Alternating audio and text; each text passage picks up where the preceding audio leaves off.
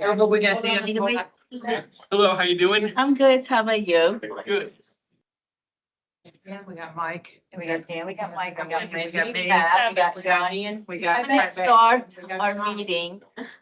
they got to sit. Gentlemen, Gentlemen, sit down. Okay. I love it. Hair goes on the back of my neck. I need you, but Pat. Are you the sergeant at arms? Why I'm by the door. She's a gavel. She Thank just you, tonight's Michael. gavel. Make sure we're in order. I call the meeting to order. We start with educational showcase. Dr. Truckenmiller would be kind to introduce them. Thank you. To my immediate left is Ryoko Sakaguchi. Yes. Yeah.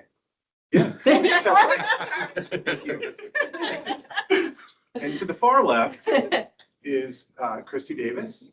And you've met both of these ladies before, but we thought it's been a while and we always like to showcase what they have going on if possible. And they've had a busy fall semester. And so they graciously agreed to come and update the board on what's been happening.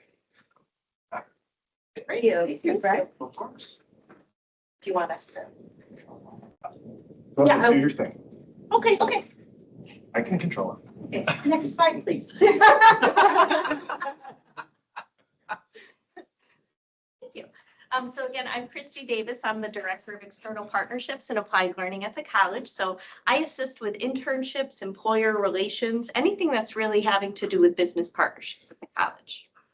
My name's Ryoko Sekiguchi. I'm an academic advisor, but I'm career and transfer specialist. So all the academic advisors are familiar with advising students on career and transfer. I'm kind of the point person for the students and for advisors, and also four-year institutions as well.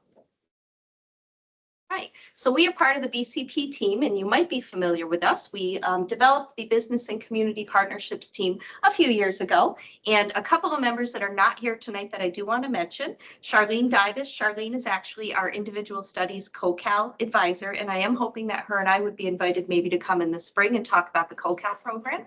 And also Gwen Osenkopf, you might be familiar with Gwen. She's been in various roles over the last 18 years or so in college, and starting September, I stole her, and she is our new apprenticeship coordinator and workforce development specialist. So within our team, we assist employers with hiring graduates and job postings. I help with internships. Gwen handles apprenticeships, workforce development, and non-credit, including CNA and HHA. And we have a few major events on campus typically. Job fair, we have a very large job fair in April every single year. We have internship fairs. We have employer visits. In fact, we had BeachNut come this morning. They met with our engineering students. And we have an HR consortium.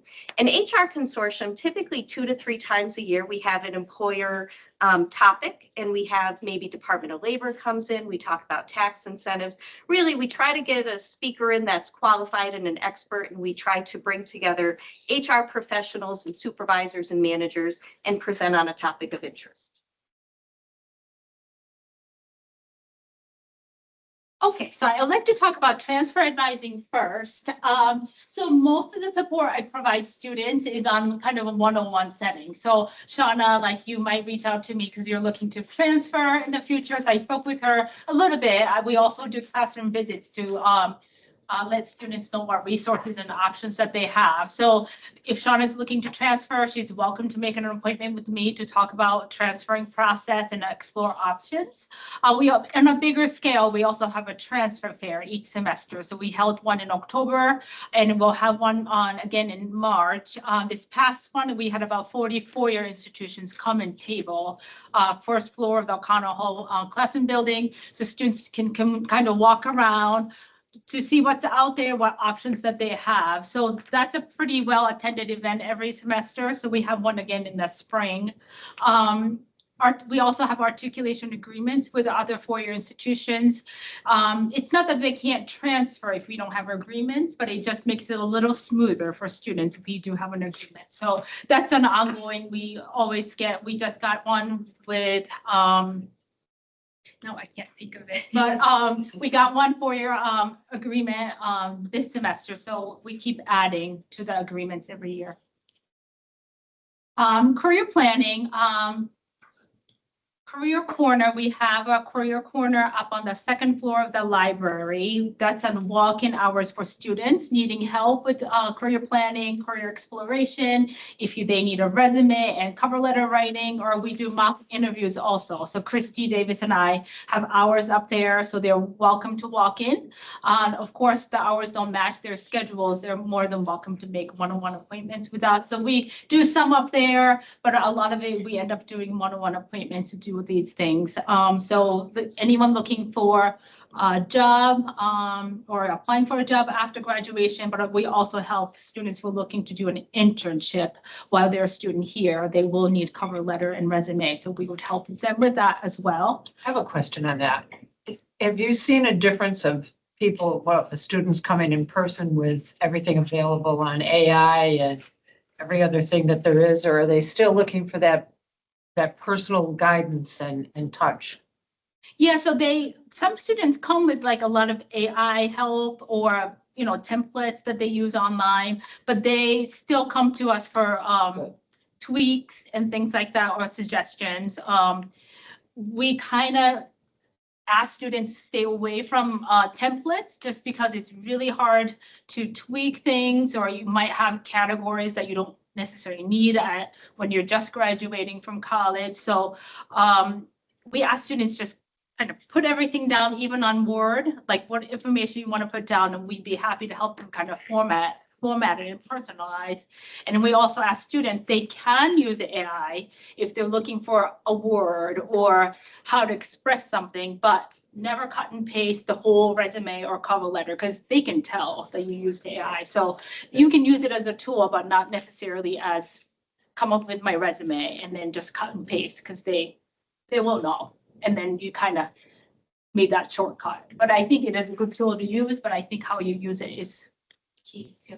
Thank you. I've had a few students that you can tell that they had a job or a resume created somewhere, like maybe Indeed.com or Monster.com, and they've printed it and they've brought it and they think that that is a good resume. And it could be 2 pages of just skills that they checked off that they have, and then it ends up being a 5 or 6 page resume. So we try to start from scratch in that instance, but we are seeing more and more students come in. Typically for an internship, which I'll speak about, they do have to have a resume, and definitely for any positions they're applying for now. So we didn't get a lot of traffic at the beginning of the semester, but I think that's an awareness issue. And then we'd walk around the library, tell people what we're doing. We have incentives for them. I have candy now at the table they can come over. So, and now we're doing a lot more appointments formally up there so that they get to recognize what the Career Corner is. And I think it helps to visit classrooms to share with them the resources. So they might not have been aware of the Career Corner before, but they're aware, and kind of telling other students too that we can help them up there if they can't,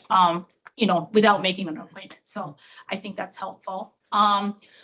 Job fair, I put the annual community job fair because that's the biggest one that we do. We have one every April. This past April, we had about 65 employers be part of the fair, and 400 plus community members and students attended the job fair. That was that we do with the Workforce Solutions and also the Chamber of Commerce.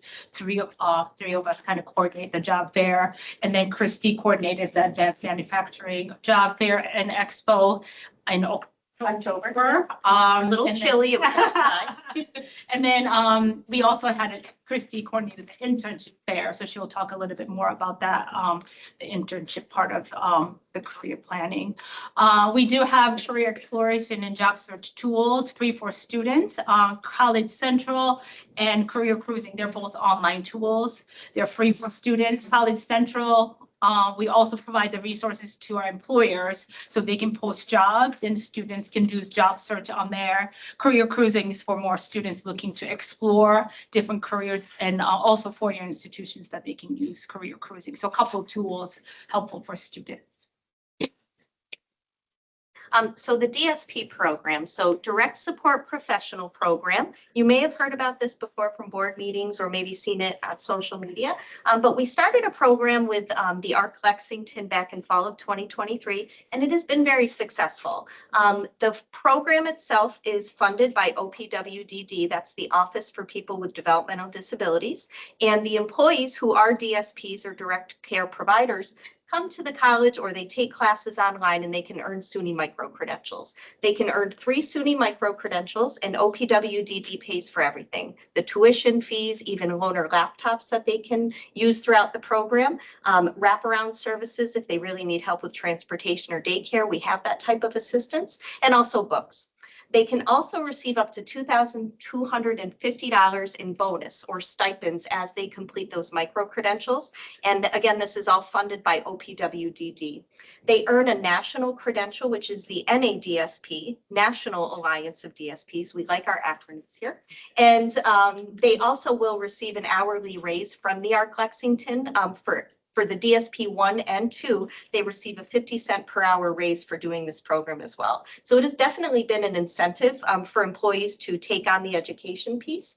And the goal of this, the reason that OPWDD did this in the first place is because DSPs don't tend to make a lot of money. They might be there for decades. They don't make a lot of money. It's challenging work. And they wanted them to develop their skills by taking these courses. They're all human services based, but they also wanted to retain them in the field and give them an incentive to stay. We also use it as a recruitment tool. We go to job fairs with Lexington ARC and we assist them with explaining to the people looking for jobs or looking for these new careers that this is an incentive program and a benefit that they could get as well.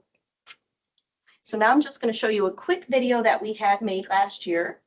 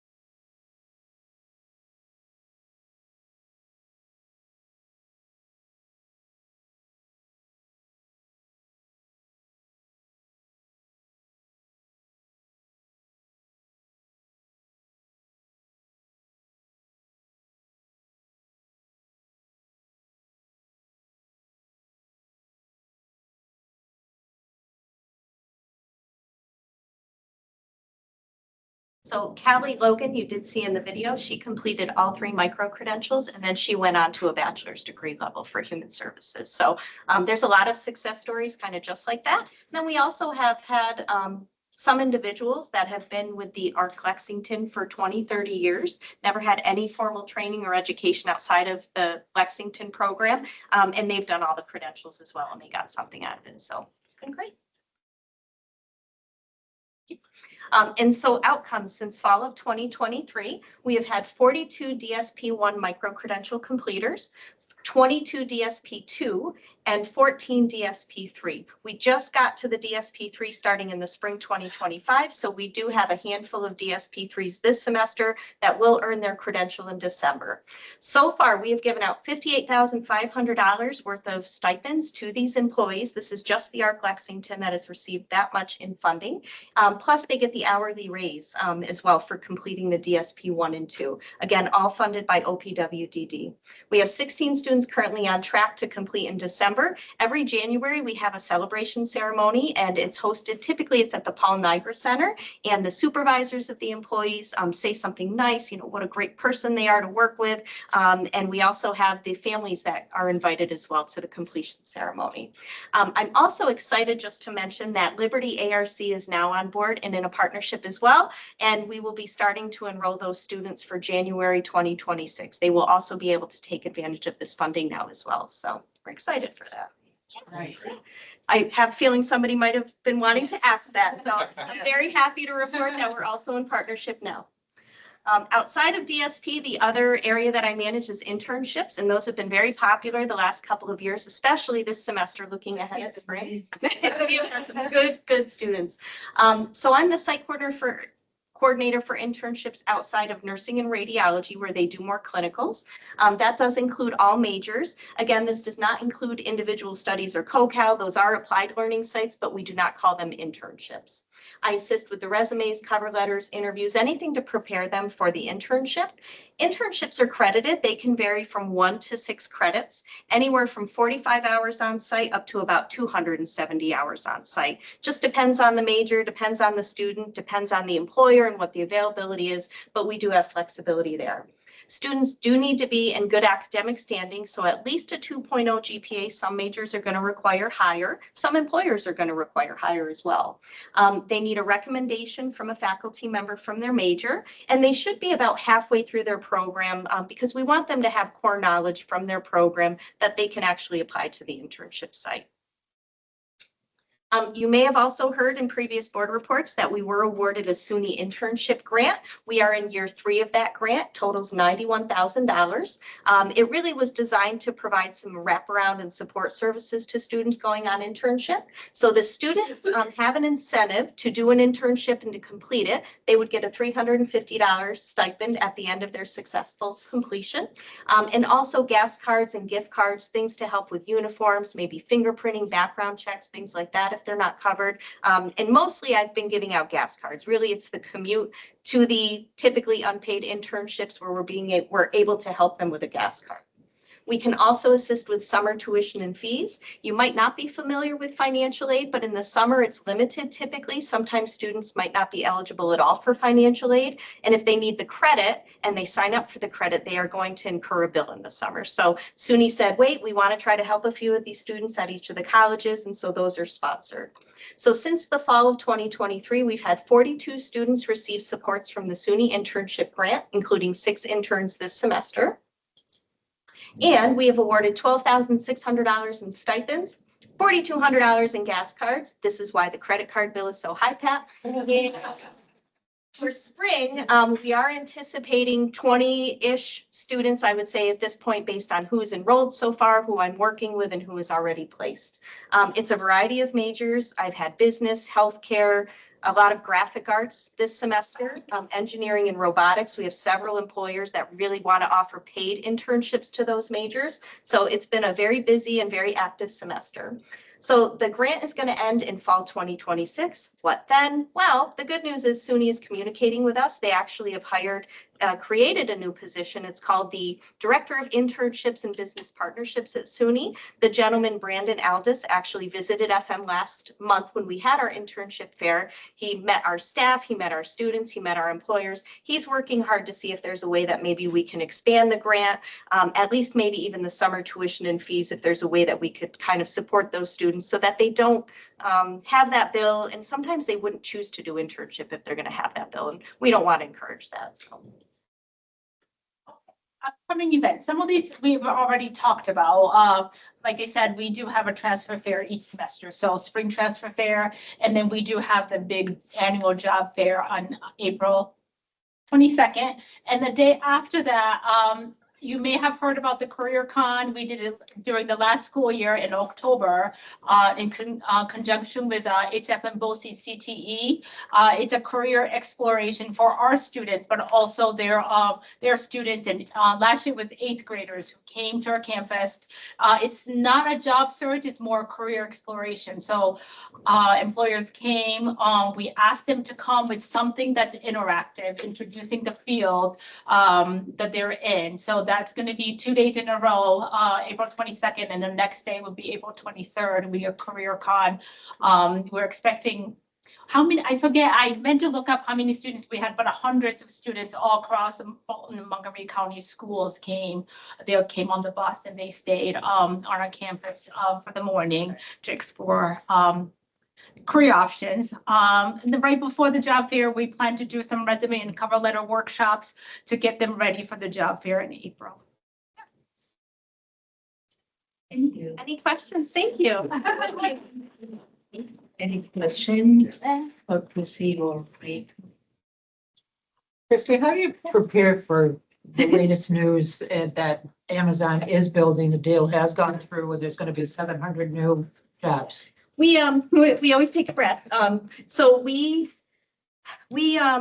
work closely with Workforce Solutions Center. We work closely with the chamber. And now at this point, every time we have an employer coming to town or we need to develop a workshop or we need to get people more job ready, we're working on a team. So we also work really closely with Economic Development Agency, Ken Rose at Montgomery County. So I would say the partnerships is the biggest thing we can do right now. And we're working a lot with high schools as well. Like we're going to CTE and BOCES all the time. We're trying to prepare students. It's very hard to prepare students for jobs that are 5 or 10 years out when we don't know what they look like. But again, we even heard from BeachNut today when they came. It's not what you're doing in the specific class that we're going to be looking for. We're looking for the troubleshooting. We're looking for the teamwork. We're looking for the professional skills. So I think we're trying to focus on those as well. This will be within a year. Yes, yes. So we're trying. Yes, yeah. We're working in partnerships. Yeah. Thank you. Thank you. Thank What are you. the incentives for a partnership for the employers? Oh, for the employers, sure. But so first of all, it's Other than- building their workforce is the biggest thing. The greatest thing with internship is they get to try out an employee, sometimes paid, sometimes unpaid, but there's not a commitment. If that person doesn't work out for whatever reason, it doesn't work out. Also for the employer, I mean, the incentive to work with us outside of the graduates are partnerships with Economic Development Agency. There's a lot of grants out there. There's a lot of customized training funding. Apprenticeships come with funding that you could hire somebody new that maybe is inexperienced, but needs that little bit of extra mentorship. So there's a lot of funding out there, whether it's SUNY, Department of Labor. So we're part of all those groups and we try to tackle it as a team when we go to visit employers. So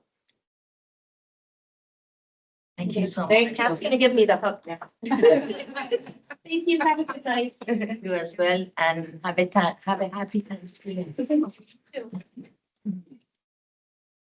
Any public comments or union comments?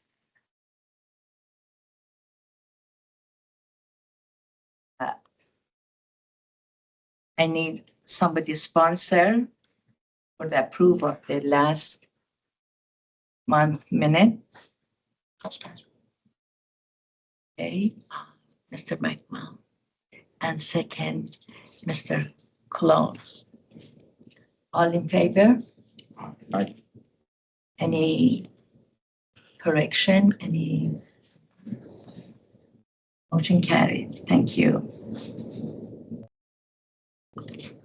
My report, I am going to start from the gallery. Last month, after our board meeting, we went to the gallery and it was spectacular. Thanks to some trustee that their time was allowed them to come and visit. And I encourage everybody to spread the words because while they are exhibiting here, if there is a painting or sculpture is going to be sold, 10% of it goes to foundation. It was wonderful. Thank you. And they had a great snack and everything. And as second thing, November 6th, it was the alumni, 18th alumni, and also 5th and annual clock tower. Thank you. A clock tower. And it was wonderful. Again, thank you for people. A lot of trustees show up and it was so wonderful. The room was packed and thanks to Mrs. Lanzi and Ms. Tambasco, they did a fabulous job. Everything went very well, smoothly, and everything was beautiful. Congratulations to all of the awardees. And I have to mention Holiday Inn did such a fabulous job. Thank you so much to Jim and his staff. But the last thing I want to congratulate the RadTech. They got 8 years of accreditation. And then halfway through 2029, they're going to come and visit the site. I'm not surprised because they're amazing. With that, I would ask, if there's no question for me, I would ask Dr. Trucker-Miller to take over. Madam Chair.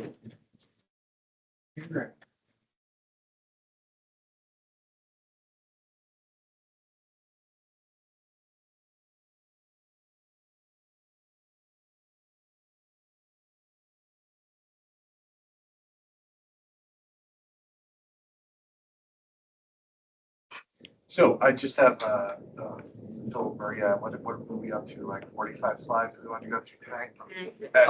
A few things. One, we recently, this was the big headline. The governor announced that there was going to be a little over $500,000 from emergency assistance for community colleges to help with their food pantries for food insecurity.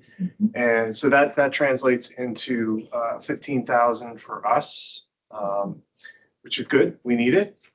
Our pantry is used heavily, and we are actively looking for any sort of support related to that. I don't know if I have a slide on that. I don't. We also received word that the State University acquired money from the Gates Foundation for basic needs support. So over the next 2 years, we'll receive $10,000 a year to help students with emergency needs that may arise. So we're still waiting for a little more detail on that, but they've done this in the past, and so again, we're grateful that they've recognized the circumstances and that they're finding ways to help our students. So the State University released the big enrollment highlights for the fall 2025 semester. What I will tell you is they look forward to this all year long. These are preliminary numbers. So every November 1st, we are required to submit a preliminary enrollment report. Our numbers won't change a whole lot from this, but they certainly get excited about it. It's not what we're funded on, but they like to use this as a barometer of where we're at. What you'll see is, community college sector up 5% over last year, up 9% since 2022. Good news. And I'm going to focus throughout these slides on the community college sector. Not that I dislike the rest of them, but it's just not really that relevant to me. You'll notice the raw numbers for enrollment for community colleges were the bottom line here. And this is somewhat interesting to me because 15 years ago, we were above that line. So now we represent less than half of the enrollment at the State University.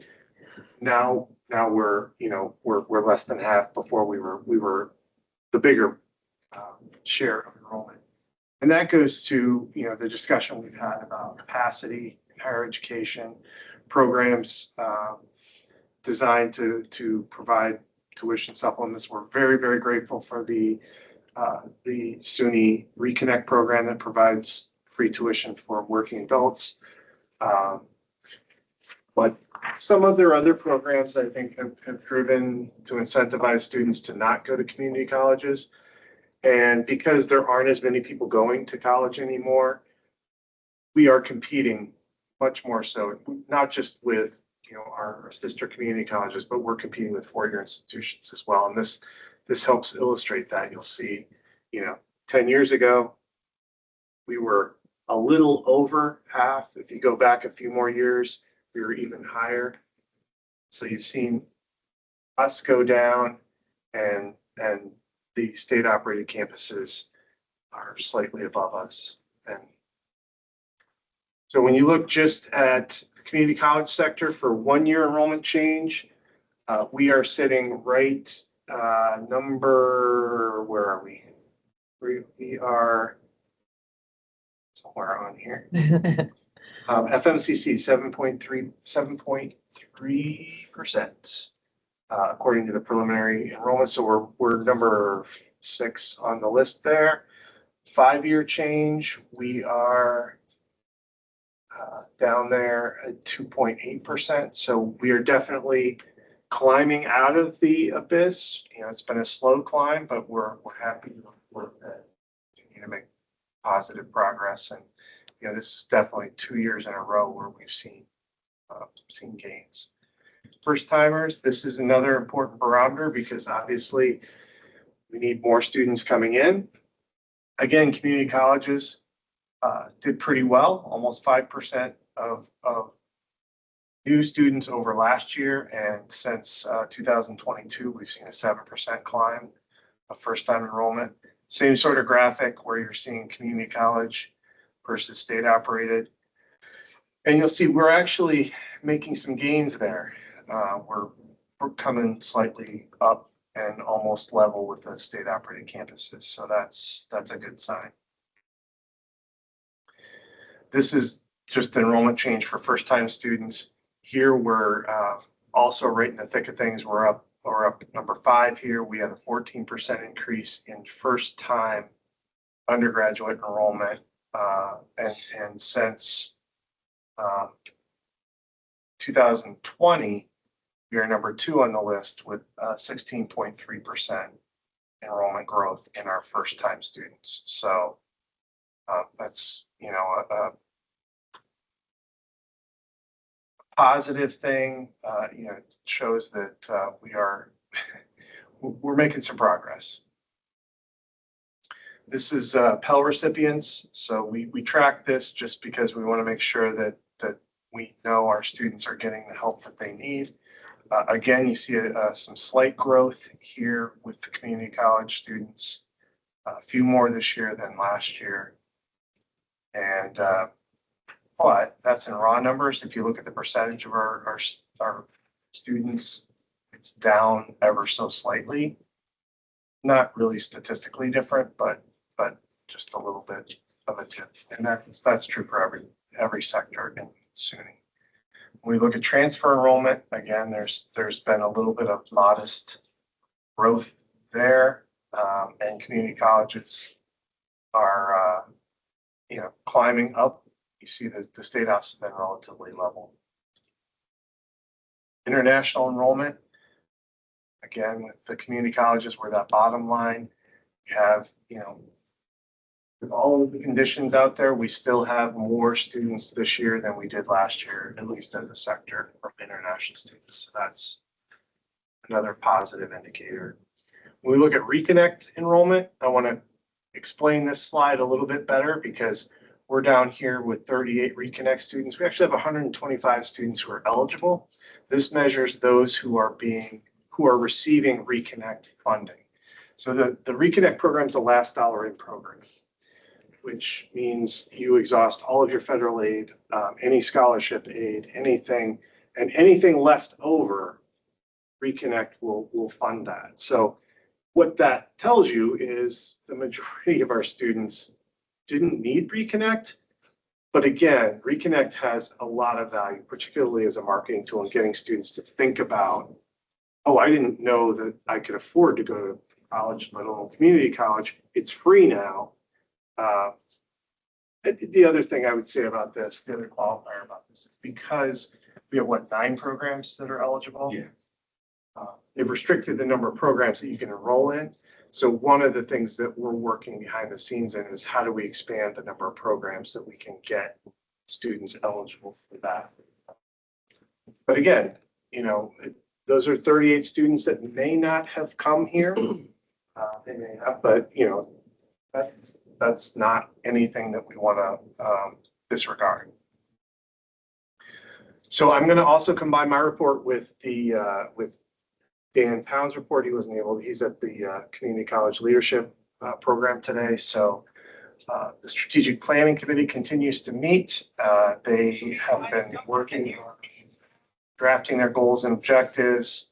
They are going to provide an initial update to the leadership team on the 8th, and then they'll you know, start rolling out their forums and gathering input from from the campus. Again, if there's a trustee that wishes to serve on that committee, please let us know and we'll get you connected with Deanna. I'm on it, by the way, if you guys Thank you. want a John. friendly face in it.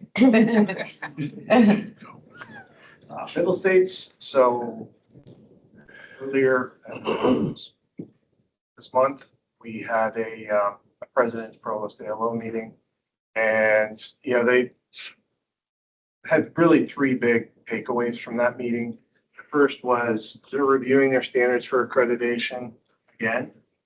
Some of this is a reflection of what's happening at the federal level and recognizing that after they just got done changing them and there are a number of standards or a number of pieces of the standards that raise red flags for the administration. And so they're considering what that'll look like going forward. And they also have decided to expand the self-study period. Historically been a 2-year process. They're going to make that a 3-year process. That's something we need to start thinking about again in 2029. Obviously, we need to think about it for that, but that'll start for us in 2029. They've created a new advocacy position to try to keep track of all of the changes at the federal and state level. This is someone who used to be an attorney with the Department of Education, and now she's engaged in all of the different changes that are proposed and all of the lawsuits that are happening. And that's probably why it was on the commission part. They're also, the Department of Education, in response to administrative priorities, have put together this new, it's proposed, it hasn't actually gone through the whole negotiated rulemaking process, but they're essentially going to try to monitor institutions to make sure that we're not doing any sort of race-based admissions. That's not a concern for community colleges. We're open admission, but I don't need to explain to you what's really behind this and who they're really targeting. But those were the three big issues. Pat, You that's I right, was you at were the at yellow. PAO conference. Yeah, that's right. So, but Dan and I were there, and that's what we kind of agreed were the major areas of focus for the commission. And with that, I'm gonna conclude my report and answer any questions that you might have. Any question for Dr. Druckenmiller? Thank you, Dr. Druckenmiller.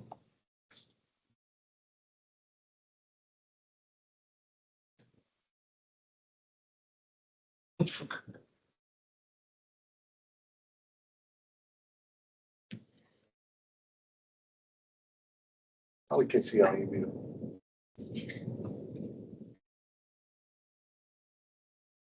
College Assembly, we have it, the report in the packet. Student report. Ms. Roman. Yeah. I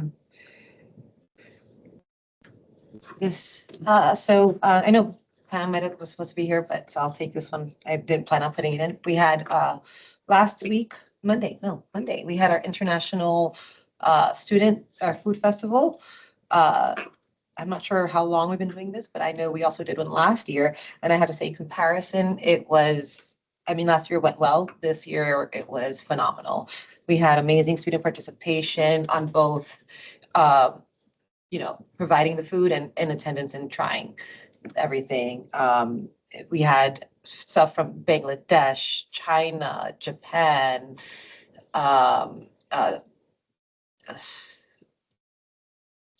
some European countries. I can't think of them like Germany, Italy, of course, Mexico. I brought in stuff from Dominican Republic. Of course, Puerto Rico always represented, right? And it was just phenomenal, just how the variation and how much everyone enjoyed it. Every table was decorated. It was just a wonderful and heartfelt event. So that went well. The Ambassadors Club, I'm part of that too. We give tours to anyone visiting the campus. They started doing coffee we have Toasted Bagel every week, either on a Monday or Tuesday. So they started doing selling coffee in conjunction with that as a fundraiser for ambassadors so they can do more things. Hands for Animals just had a fundraiser. That went pretty good. Actually won the basket from it, so hey. We followed it a lot. And we'll be having a volleyball tournament on Monday, something for the kids to do towards, as we're filing the semester and just, right before Thanksgiving break. We had a big, huge survey going around about gambling addiction, specifically for 18 to 24-year-olds and just the climate and culture of gambling in college age students. Anyone who participates in the survey gets a $5 gift card. So Amazon gift card, so some incentives. That survey is going to go up to the state level for research. So we want to make sure we have as big of a voice as possible. And then, I did a workshop with one of my human resource services classes, also about mental health awareness, stigmas, meditation, and like everybody had 4 different workshops. So one was like a meditation workshop, one was a deep reflection workshop, the other one was like organizing your values, and then I did an improv workshop based on stigmas and red flags, like how to read signs and reframe your thoughts towards mental health and mental health illness. Coming up. I can't think right now. So yeah, but I have so far. Any questions? Thank you so much. Any questions? Oh, wait, I forgot. Biggest thing. Past weekend, sorry. Went to Syracuse for the SUNY Students Assembly, the Student Senate Assembly. It was a wonderful event. I learned a lot personally, my first time going, with MFEM at least. I got a chance to network and meet many other colleges, see how they do things of all sizes, how things were great. We did a workshop in civic discourse, which I feel all here we do well in. So that's for the younger crowd. That was great because I was sitting at a table with UAlbany and New Paltz students, and I think we did a good leading of that kind of conversation. Another workshop we did was I was in legislature. So how to speak to and approach legislature for advocacy for whatever you're looking for. Then of course we had 10 sessions to vote on. All got approved. However, one I think they really wanted to bring was they wanted to bring in a new search engine. It's called Ecosia, and it's supposed to be not eco-friendly, but they give back. So like they build trees with whatever, and it was approved. A lot of us felt it needed more research, but we can, it's something we have on the table if that's the way we're thinking about going. We don't obviously take it up. Any questions on that? Thank you. Okay. Thank you. Now we go to foundation. You have the packet. It is in your packet. I'm sure you get it. Committee report. This is Pat Beck, please. You all received it in your packet. Everything looks quite stable. We're in the midst of tuition coming in and in a steady way, and also involved in 3 audits. Yes. So that takes up everybody's time, that's for sure, when anybody's having an audit. So if there's any questions, please ask Dr. Druckenmiller. Everything went well. We are in the midst of field work, Oh. so it's. I'm sure it's okay. Are the audits requested, or are they like customary, like timely? So these are required audits every year. Okay. We are required to have an external audit. And so the 3 audits are, one is for the college, one is for the FCA, and one is for the foundation. So that's the simple. 3. Yep. At the same time. All going on at the same time, yes. We're gluttons for punishment. Any other questions? Dr. Druckenmiller or Mrs. Beck? If none, we're gonna ask Mr. Landrio, Building and Grants. Thank you, Madam Chair. A few things, we do have a motion this evening, but I want to bring a few things to your attention.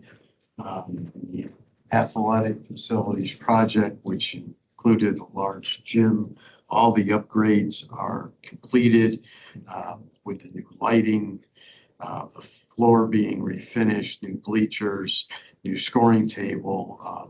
That has all been completed. Also, in the first a couple weeks of December, we'll get our energy performance project report, and that will be brought to this board in December. The soccer field, the new soccer field is in progress. It's moving very nicely with the excavation work and the new sub base being installed. Paving on phase 2, a workout agreement with BOCES work on the parking lots where we're eliminating the use of the old parking area. BOCES has been removing and putting in that soil from the soccer field project, and this is creating more green space. So you've seen the big bulldozers in that area. And now we have a motion that we like to bring before the board. And in regard to the baseball field upgrades, the president recommends the Board of Trustees authorize the president to execute the contract for the baseball field upgrades with Fred Burles Trucking and Excavation for amount not to exceed $369,000. And this is in form of a motion. I need second, please. I'll second. Mr. McMahon. All in favor? Aye. Opposed? Thank you, and that concludes our report.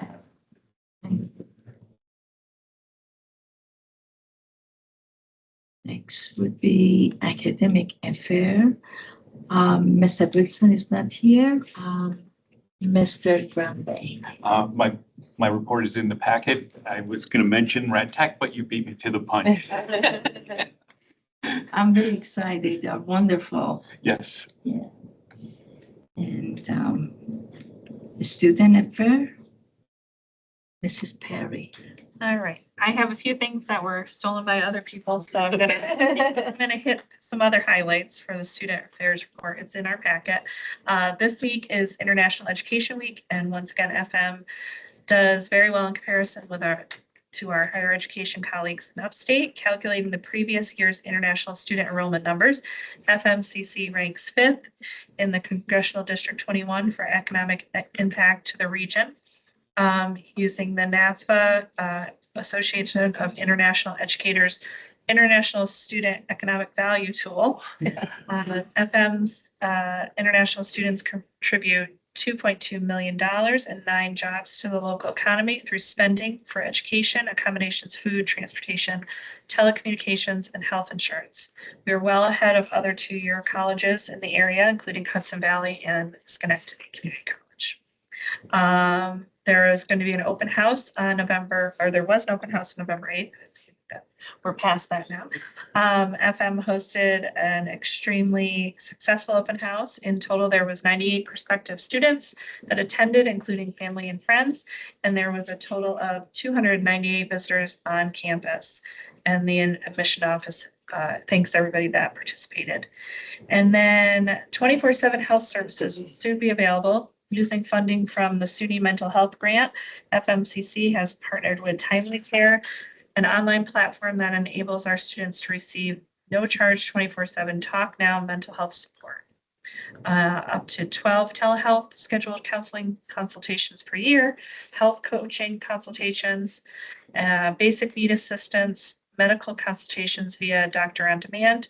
No health insurance is required for the students to use this service. This service supplements our campus support provided by our community partner, the Family Counseling Center. Check out everything else in our report. Thank you. Any question for Mrs. Perry? Thank you, Mrs. Perry. Now we are going to have diversity, equity, and inclusion, which is in your packet, and as well as sustainability and accreditation. It is in your packet as well. Just need a report. You need a report. No, I gave it. Oh, good, okay. Yep. And personnel with Mr. McMahon. Thank you, Madam Chair. The good news is that the vacancy list has diminished quite a bit. So we're getting people in and we're getting them hired and starting in their jobs. So that's the good news. Even better news is there's no litigation or arbitration. So that's good. That's the business. That concludes my report. It is the last page of the packet, so you can navigate to that if you want, very easy. I have to say, from personal experience, I know we hired Jess for Trio, and she's doing a wonderful job. She's great. making, she's very welcomed and warm. Thank you. Any question for Mr. Magna? Thank you. Now we're going to policy, Mr. Cologne. Thank you. We have no updates in policy this week or this month. Thank you. Tough committee. Policy committee. Thank you. Other business? I just want to say that our women's basketball team is undefeated. All right. Yeah. Really? So The that's- women's basketball team. That's great. So there's, they play tomorrow night too with Mohawk Valley, which is tough. I think Sunday. Oh, Sunday, I'm sorry, Sunday night. Where's that? I think it's at Mohawk I Valley. think it's there. Yeah, I think it is. Ray and I watched the one that with, Thank you. Tybee, I have a question. Yes. Several months ago, we had a presentation of the possibility of the chamber moving a part of their offices here, whatever. Is that still on standstill?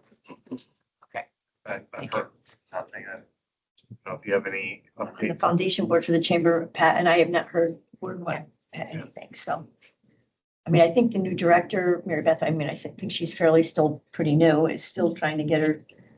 Yeah, I had a meeting with her recently. She came out, we had a one-on-one meeting, but I don't think that's top of their priority list right now. Thank you. Thank you. We don't have anything for us to go to executive session. So, I make a Any- motion to adjourn. Sit there for half an hour. For that. all in favor? Aye. Opposed? Harry, thank you all for coming. Happy Thanksgiving. Also, Yes. December 2nd, and I think it's December 4th or 5th, the play will be on. So December 2nd What is play? the school play, the School play, yes. December 2nd and. The Foggy Mountain Players. December 2nd is a Tuesday, so it'll be during common hour, so you probably might not be able to attend. So we decided on doing a second show, which I was very in favor of in the evening for others too, for family and friends who cannot make it. I can send out the information. Well, when Jason, Yes. I announce it in the assembly and then we'll send Yeah, that. we have Oh, an assembly Friday? tomorrow, so we'll send Question, what happened to